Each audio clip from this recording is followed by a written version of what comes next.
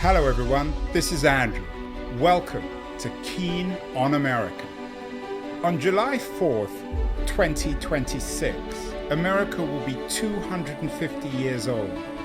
An anniversary that will, no doubt, be greeted with a mixture of celebration, contemplation, and resignation.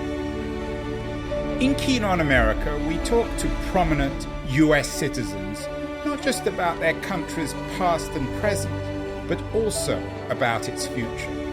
What, I ask my American guests, will be the 21st century fate of their now venerable republic? Hello everybody, welcome back to Keen on America. Today we are in Portland, in Oregon, talking to an old friend of mine, William Deresiewicz. He is one of America's leading essayists, the author of Excellent Sheep, and a man who's done a lot of thinking about what it means to be a Jew in modern America. As always in Keen on America, I began my conversation with Bill by asking him when and where he was born. I am Bill Deresiewicz, William on the page. I was born in suburban New Jersey, Englewood, New Jersey, a suburb of New York City, in 1964. Lived most of my life in the Northeast, but for the last 15 years or so, I've been in Portland, Oregon. Bill, I know you're working on a book now on your Jewish identity. Maybe one day you'll write a book about being an American. Give us a preview. Do you think of yourself as an American? Do you have pride in your Americanness? I certainly think of myself as an American, and I am an American.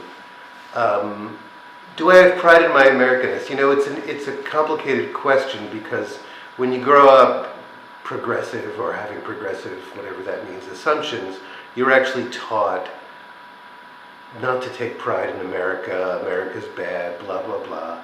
And one of the many things about the left that I've come to think is foolish and distance myself from, in my own mind certainly, is that idea. I think it's kind of silly to be proud of anything that you haven't done personally. So I think it's a little weird to be proud of a country. I wrote a piece a few years ago where I talked about whether I love America, and I came out with the conclusion that I love America the way you love your family, which is, it's complicated, but it's yours. I think there are great things about America. I think this whole freedom business is really a thing. You have to know something about other places and other times to realize that. And also, and again, it took me a long time to get to this as someone with broadly sort of left-wing politics or progressive politics. American entrepreneurialism and American competitiveness, they produce a lot of bad outcomes for the people who don't win, and I think we can make better provisions for those people, but they also produce tremendous dynamism and, yeah, American innovation, and you can scoff at that, but would you really want to do without the things that American innovation and entrepreneurialism and competitiveness and kind of sort of even harsh competitiveness have produced? You leftists, you Europeans, I don't think you would. So I'm a lot more bullish about America than I would have been 10 or 20 years ago. Bill, tell me about your parents. Where were they from? Well, maybe this has something to do with it. My parents are immigrants. My mother was actually born in Toronto, but her family had just come over from Poland, Jews in the 20s. And my father, he and his family, he and his parents escaped Czechoslovakia in 1939, 3 days ahead of the Nazi invasion. He got out by 3 days and grew up in Williamsburg, Brooklyn. He was already 13. He spent the rest of his youth in Brooklyn, and was, needless to say, very grateful about this country. And that's part of what I mean by having to think comparatively. What did your father's experience teach you about the role of luck in America, given that another 3 days he wouldn't have shown up, you wouldn't exist? Well, I haven't thought about He talked about how incredibly lucky he was, and needless to say, many people in his family didn't get out. I mean, again, thinking sort of politically and how luck, I don't know if you mean it this way, but, the left narrative that you're supposed to believe in is that, it's all structural, it's all forces, you didn't really do it. Well, you did some of it, and obviously privilege and luck play a role, but I think it's kind of ridiculous to imagine that individual initiative, individual effort, plays no role whatsoever. You're a lifetime student of literature. You taught at Yale. You have a PhD. You write books. There's a very, very rich literature on Jewishness in America. You don't need me to tell you there's Roth, Bellow, Malamud. Can we find your childhood in these books? Can we find your identity there in the literature of 20th century America, mid-20th century America? I think like every young Jewish man born over a period of about 3 or 4 decades in the 20th century, Philip Roth felt like he was looking at me from the inside. I practically fainted away when I read Portnoy's complaint. I'm not going to say that it tracks my childhood in every detail, but and I grew up in a higher class. My dad was a professor. I grew up obviously a generation later, but I think that sensibility felt immediately more than just familiar. It helped me profoundly to understand myself. Later on, I discovered Bellow. I actually recently reread The Adventures of Augie March, which I think is truly not only one of the great American novels, I think it's one of the great works of prose in the language. Yes, a deep kinship with that American Jewish spirit and American Jewish literature, and not just the men. I mean, I finally read Grace Paley a few years ago. It's the language, it's the way of thinking, it's that irony that's present whenever you look at the world. Is this something that distinguishes American literature? Of course, it's very broad. It's not just Jewish literature, African American, standard WASP literature, from the literatures of Europe. I'm not sure the things that I just described distinguish it. I'm not sure I'm going to say anything too original, but that sense of a wide open world and a wide open self. Anything is possible, the self is to be constructed. I mean, yes, I think in some of the best examples of American literature, you discover how history has shaped you, but in the first instance, you feel unconstrained. And that's also a great terror and a great burden. What was it Hawthorne said about Melville, a blackness 10 times black? I think that sense of kind of not having existential moorings is sort of the negative side of that. And Augie March is all about, trying to figure out what your destiny is, precisely because you're not constrained by the kinds of things that you would have been in Europe, that you would have been in England, that the English novel is about, fundamentally. Why? I've always wondered this, Bill. A writer as brilliant and as such deep sensitivity as Fitzgerald remarked that there were no second chances in American life, where it seems, from what you're saying, and I think what most people think about America, is it's a country of second chances. It's a country of plasticity, of invention and reinvention. Yeah, I mean, I think a lot of people have remarked that that's maybe one of the least true things that's ever been said, and it is strange that Fitzgerald would have said it. I mean, maybe it said more about how he felt about himself. I mean, he was a guy who kind of crashed and burned very young. So maybe that's the best way to understand it. But is that what being an American is about? Always believing, even if it isn't borne out in reality, that there are second chances, third chances, fourth chances? Absolutely. And yeah, I think it produces a lot of human wreckage. I was in a different context was saying that before, like that this American dynamism produces a lot of human wreckage, but it also produces, I mean, sometimes the second or the third or fourth chance actually succeeds, and you end up doing things that no one's ever done before, that you never thought that you could do. Yeah. Earlier in this conversation, in previous conversations we've had, you described yourself as somebody on the left, an American progressive. I always think when people do that, it suggests that they're probably more conservative. But how does American progressivism tie in with this idea of second chances? I'm not sure that it does. I think, for me, when I say that I'm progressive, what I mean is that everyone deserves a fair chance.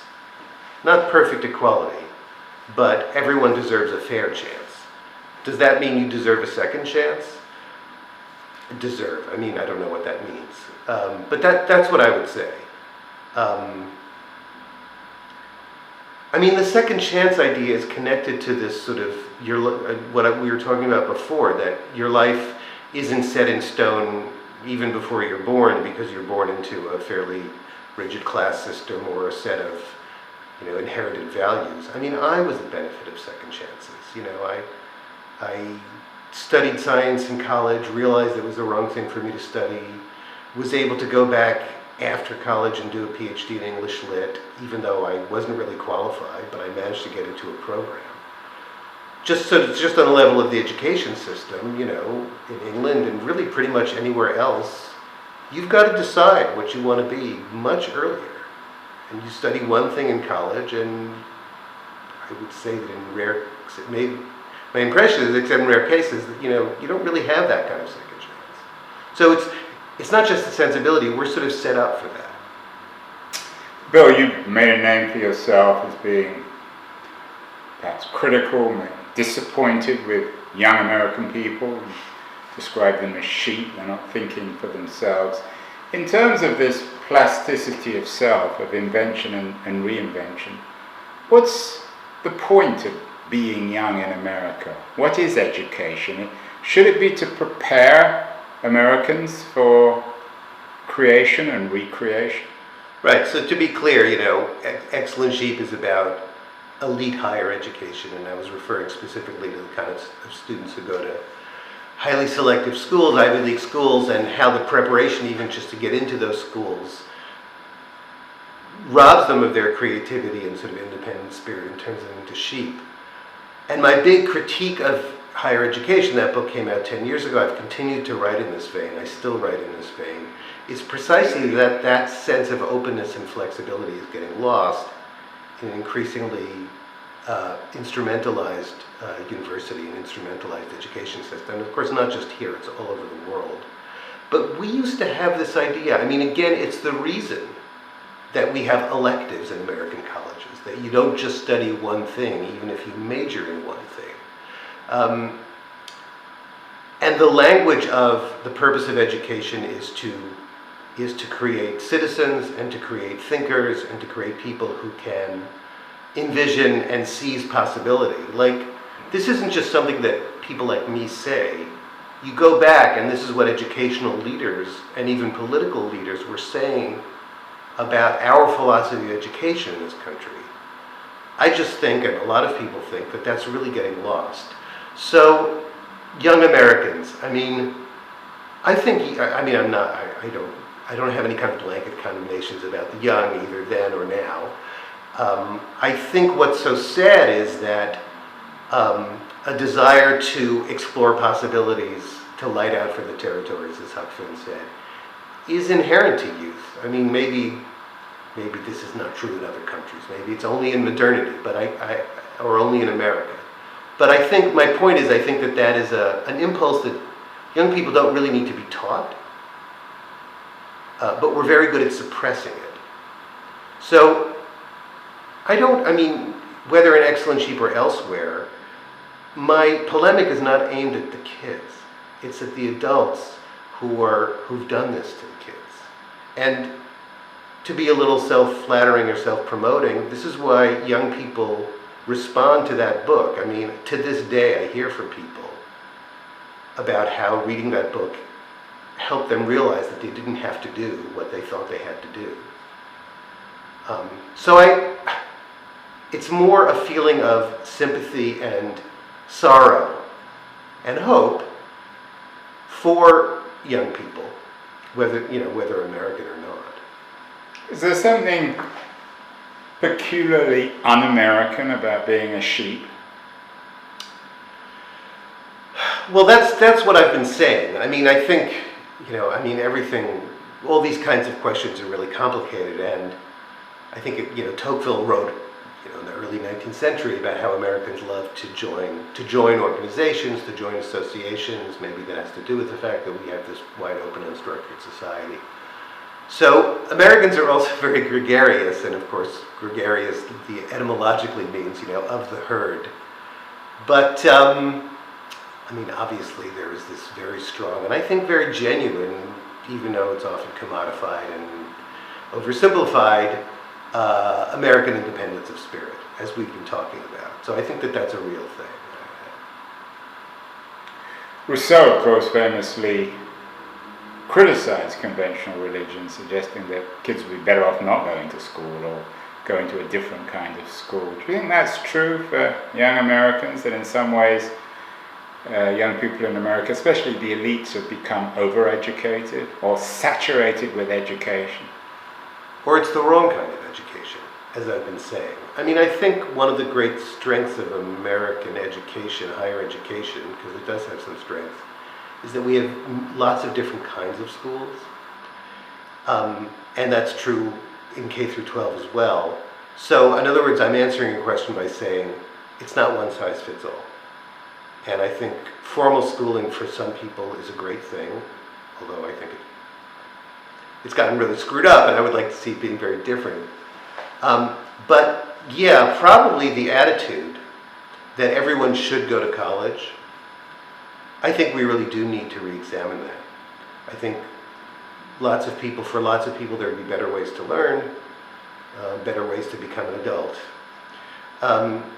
So overeducated, or just, I would say, overtrained, right? If education were doing what it should be doing, which is opening up people's minds, liberating them, that's actually what the liberal arts means, right? It means that form of education that's appropriate for free people, that kind of education that prepares you to make use of your liberty. If that's what it was, I certainly wouldn't say that we're getting too much of it.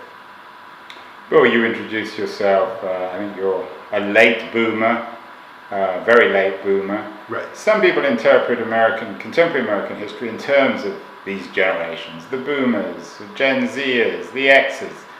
Is there anything in that, or are most Americans born after the Second World War pretty much the same? I would say neither of those two alternatives. I think the historical moment that you're born into has a lot of effect on how you develop. I just don't think it's neatly categorizable into generations. As you suggested, I was born in '64, which was the last year of a baby boom that lasted for 19 years.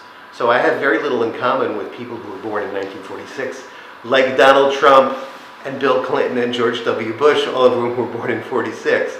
But I do think the moment that I was born into, and the moment kids who were born, say, in 1998 were born, I certainly don't think it's been uniform.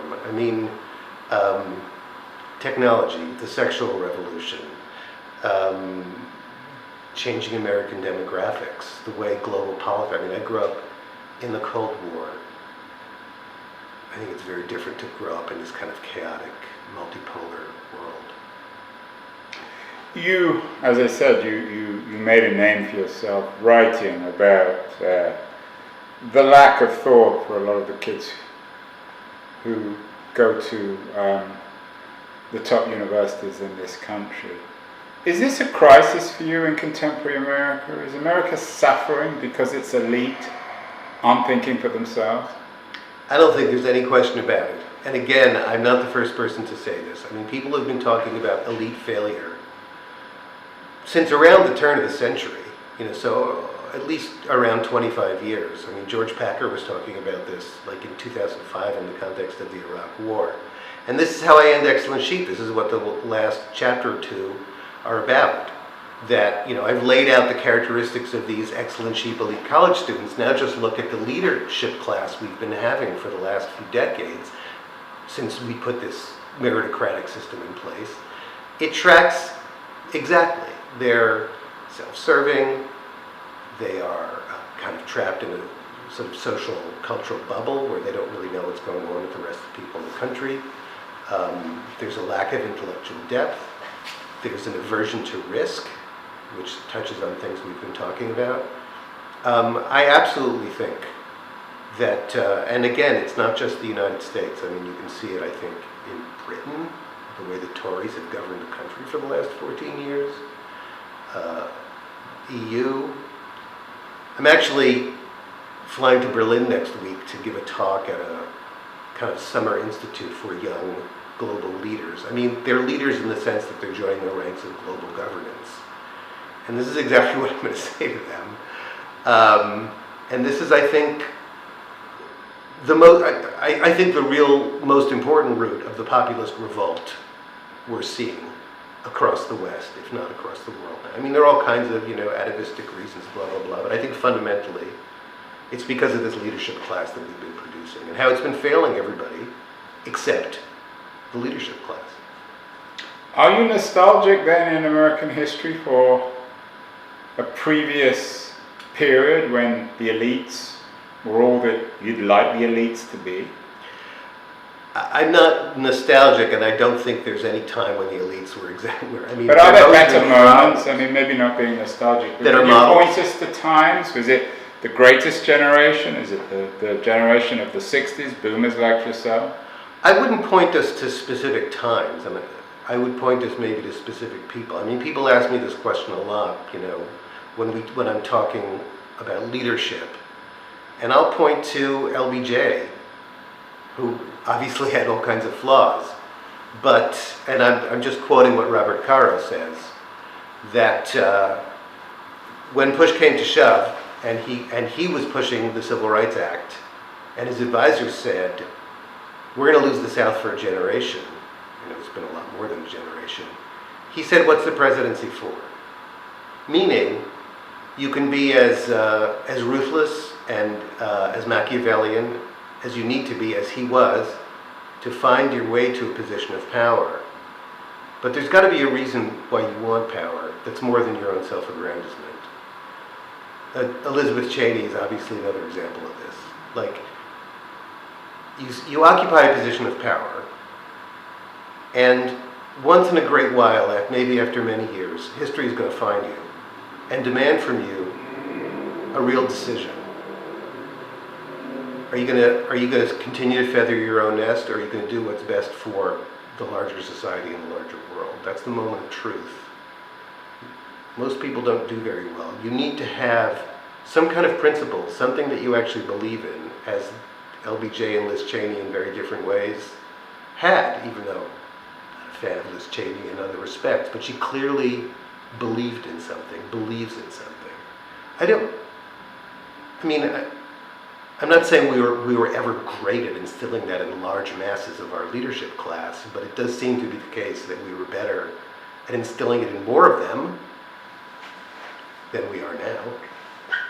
So there needs to be maybe a sacrificial quality? A self-sacrificial quality. A self-sacrificial ethos, yes. Which is I know you're a scholar of the Bible, there's a biblical quality to it, at least in the Old Testament. And I also associate it with the other source of sort of the things that American elites used to be taught at their colleges, which is the classical world, right? I mean, this is sort of Republican, sort of Roman or Greek republicanism. Cincinnatus goes back to his plow or whatever it is. So there's really, I think, a twin source for this ethos of, a leader is somebody who serves others above all, or serves something larger, serves the nation. We've substantially lost both the biblical and the classical sources of values that we used to draw from. It's not clear to me what our sources of values are, other than the market in the most reductive sense. What about other models? FDR comes to mind, a man who sacrificed his Absolutely. physical life. He didn't need to do what he did. He died very young. JFK, another example, someone, of course, who was assassinated. Yeah. Martin Luther King as well. Are these all models in one way or other of self-sacrifice? Yeah, I'm not so sure about Kennedy, but certainly, I mean, you know, FDR would write letters to he went to Groton, right? Sort of the first of not the first American prep school, but the first first one on the English model. With a very strong ethos of sort of, you know, honor, duty, country. There was a very strong, I don't remember the guy's name, but a sort of very strong headmaster who built the school, and FDR went there in the late 19th century. And decades later, when he was the most powerful person in the world, he was still writing letters to this guy was still alive, about how he was still being fed by, and still trying to live up to, the values that he learned at Groton. These values, I mean, you can call it noblesse oblige if you want to. I guess the only thing worse than noblesse oblige is a noblesse that doesn't oblige, which is what we have. A lot of people have been writing books recently about the 90s and their centrality and where America is today in the 2020s. From what you're saying, Bill Clinton is exhibit A in what went wrong. Is there any truth to that? A man unwilling to sacrifice anything for anyone except himself. I wouldn't want to single him out, partly because then it becomes a partisan issue. But yes, he is a terrific example of that. Absolutely. And I made a face when you said the 90s, but I understand what you mean now. It's kind of, especially in the wake of the Cold War, sort of the great flowering. I mean, the great flowering of this kind of neoliberal ethos of sort of greedy individualism. I mean, what happened in the 90s, again, I'm progressive, so I guess I'm going to point the finger back a decade to Reagan. But what Clinton did was he ratified the Reaganite consensus, right? He made it a bipartisan consensus. And he gave, you know, the people on the left, the people who vote Democratic, permission to think about the world and their lives that same way. Coming back to the Cheney LBJ model, should Clinton, if he was to be a great man, recognize that he got caught, so to speak, with his hand in the cookie jar and resigned over the Lewinsky affair? I don't. I mean, wouldn't that be for Bill, for you at least, the Cheney LBJ model of recognizing your responsibility? I guess it wouldn't be a martyr, it wouldn't be a form of self-sacrifice, but at least accountability. Yeah, I mean, I don't have a well-developed opinion about this, and I don't want you to accuse me of weaseling out. I think I'm one of those people who thinks, like, this is a private matter. It showed him to be it showed how low his character is, but I'm not sure that it was cause for a president to resign.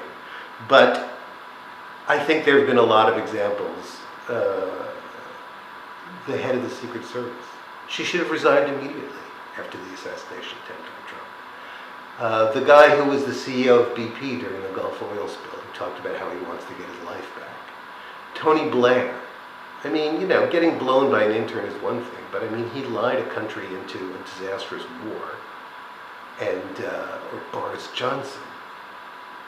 There are plenty of examples. I'm not sure the Lewinsky one is the best example, but there are plenty of examples of people refusing to take responsibility, which also means that the milieu that they travel in, the sort of, this global leadership, Davos, Aspen, Beltway class, doesn't demand accountability, and I think it's because they don't want to have to provide it when it's their turn. What went wrong then? Why isn't this taught? Your literary hero, Philip Roth, of course, wasn't a great admirer of Bill Clinton, wrote a book about the Lewinsky affair. This should be an easy thing to teach in the prep schools at Princeton and Yale and Harvard, to tell people to be accountable, to take responsibility, to put their country before their own interests. But you can't just tell people. I mean, for all I know, they do tell them that. I think young people absorb the values that they see being modeled around them. But this brings us right back to excellent sheep. I mean, the values that the system is actually instilling because of the way it's set up this meritocratic rat race are exclusively values that are about that are about being self-serving. I once was asked to sit in a philosophy class at an elite college, and you hear the word leadership all the time in places like that, and it was to be an open-ended discussion. So I walked in and I said, I keep hearing this word leadership. I'd been there for a few weeks. What does it mean? So the first thing was they were all taken aback that anyone was even asking the question, because obviously the question was never asked. And then they started to produce answers that were all about leadership means being on the top. Leadership means having power. One kid ventured to be particularly candid and said, well, it's about being able to get a lot for yourself, about being able to be rich. That's the message they're getting, because this is everything their education system is set up to teach them. So, the deans and the presidents, they'll give speeches about how you should do this and how you should do that, but it doesn't mean anything until you actually change the way business is conducted. It doesn't sound a very progressive argument, though. I mean, it sounds, to me, right, if you hadn't announced yourself as a progressive at the beginning of this conversation, it's actually rather conservative. Because... And it's a classic conservative Burkean argument of self-sacrifice. I actually once described myself as a Burkean socialist. I'm not actually sure anymore what I meant by that. But it's socialist in the sense that I do believe in redistribution in a sort of a Bernie Sanders, Elizabeth Warren way. So in that sense, I'm progressive. I would like us to see tax and spend a lot more, so that people can have more of a fair chance at realizing their potential. But yeah, I mean, I studied English Lit, I studied Jane Austen, I studied the 19th century, which means I think tradition has something to teach us. It is the great progressive mistake to think that you can just reinvent the world. And this is what Burke was writing about in the wake of the French Revolution, that you can just reinvent the world, through the power of reason. And I do think that that's very foolish. I haven't gotten more conservative, I don't think, lately.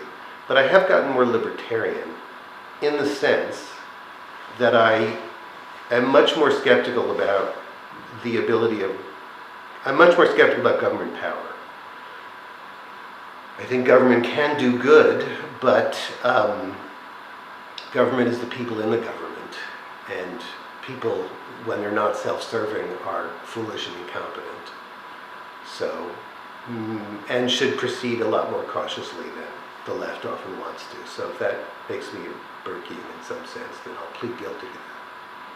Are you disappointed with the America of 2024?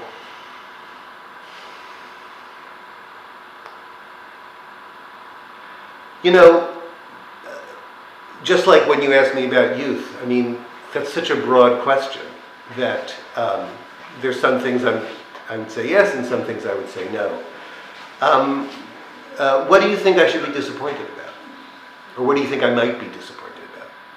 Well, a lot of people are disappointed with the absence of opportunity, the death of the American dream, inequality, and the anxiety of young people. Yeah. The cynicism we all have towards our elites, although you don't seem to have a great deal of respect for them. Yeah. I mean, some of that is not America, some of that is the world. I mean, climate change is I think, the looming thing for everybody. I think that America is actually still a lot more dynamic and still affords a lot more opportunity than we sometimes will think. Inequality is a terrible problem. It continues to be a terrible problem. I've been saying that for years. And again, I'm not sure this is America or like the world under the internet, but I've been feeling more and more that this sense that we all have that the sky is falling, I don't really think is justified.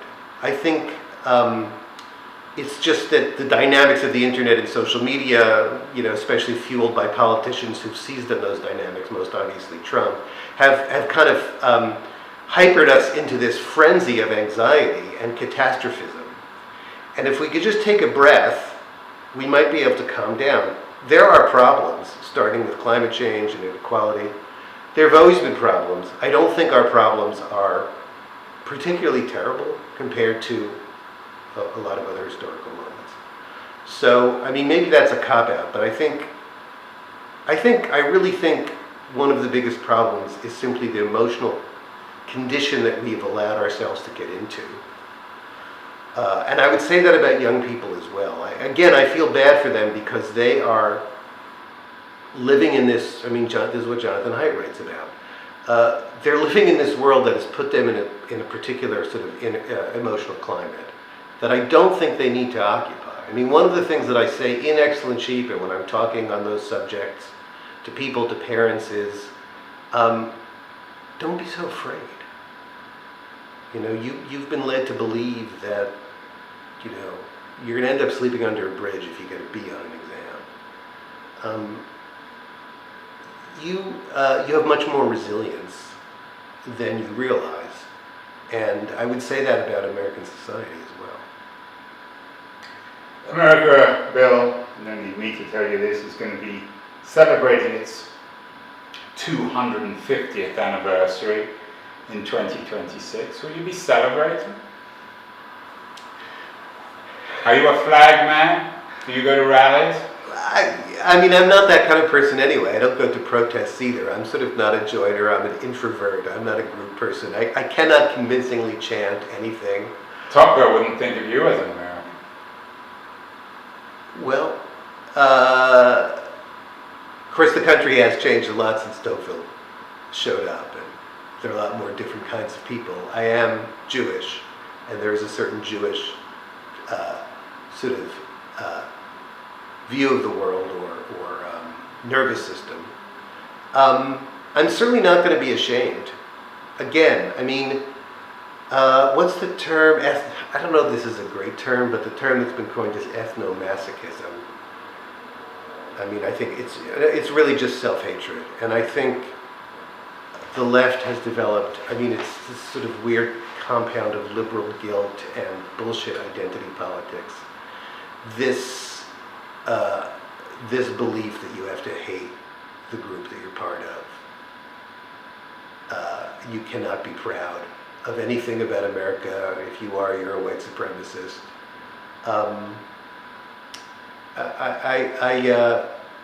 I might be waving a small flag, maybe like at the end of a cocktail toothpick. Yeah. Is this upcoming election, of course there's going to be an election before 2026. Fear, maybe your miserable people on the left fear it's the last American election. But is this really a referendum, the Harris-Trump election? Is it a referendum on what America should and can become in the 21st century? No, I don't. I think that kind of grandiose talk is ridiculous. I remember, I think it was D.L. Hughley, the black comedian, who said, Obama is what America wants to believe it is, and Trump is what America really is. No, we're very complicated. We're a lot of things. I don't believe that democracy is on the ballot. I don't believe that this would be the last election if Trump is elected. I think bad things will happen if Trump is elected, but I think mainly they're the same kinds of bad things that would happen if any Republican is elected. I don't think that either Trump or Harris stand for enough, or really much of anything, to make this a referendum on the direction of America. Well, again, there's a lot of catastrophizing, a lot of utopianizing. We'll muddle on the way you always muddle on. There'll be another election. Again, I think it's an important election. I very much want her to win, even though I don't think that much of her. But I don't think, we, and this is partly the media, this is partly social media and the internet, we tend to enormously exaggerate the importance of the moment that we happen to find ourselves in. Bill, let's end where we began with reinvention. Where should and where can America reinvent itself in the next 50 years of its history, between the 250th and 300th anniversary of its history? Where would you like the country to focus on? Well, I do think that this issue of inequality is absolutely central. I think it's a cause of a lot of the poison in our politics. I think that, and this maybe is self-serving, but I think that, and it's mainly about the internet, but we invented it and we should do something about it. The economics that the internet has created around creation is choking off the creative industries. I think we really need to do something about that, because it is ultimately about our ability to innovate and reinvent. I feel like I'm just going to produce a lot of platitudes. Like, we have to stop hating each other so much. I do hope that this is, people have been saying this, doesn't mean I believe it, but I do hope that this is some kind of fever that can break this incredible polarization that we have now. But, and this gets back to what I was saying at the beginning about what I've learned to embrace about America. America is incredibly good at reinventing itself. It's been counted out many times. The 1970s were supposed to be a terminal decline. Japan and Germany were going to outcompete us. 9/11, the Iraq War, same thing was supposed to happen. China was going to supplant us. Now it's not looking so good for China. Their economy seems to have peaked. So I'm actually kind of bullish on America. I think we need to do a lot of things better, but